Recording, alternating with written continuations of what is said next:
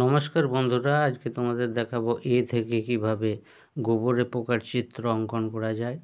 এটা তোমাদের এইভাবে টেনে নিলাম।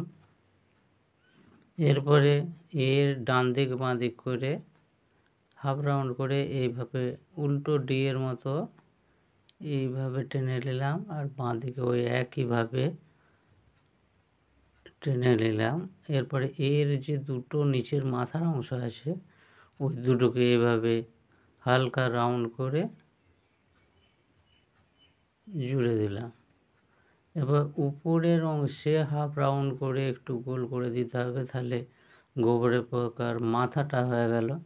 এরপরে ছোট ছোট চোখ, এবার সুঁড়টা মাঝখান থেকে বের করে দেওয়া হলো।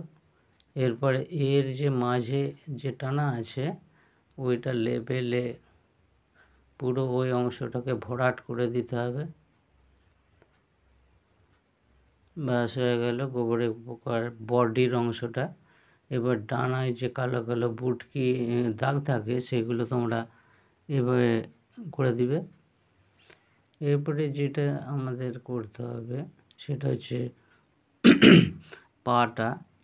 পা উপরের দুটো উপরের দিকে, আর মাঝে দুটো বার করে দেওয়া হলো, আর নিচের দিকে দুটো বার করে দেওয়া হলো।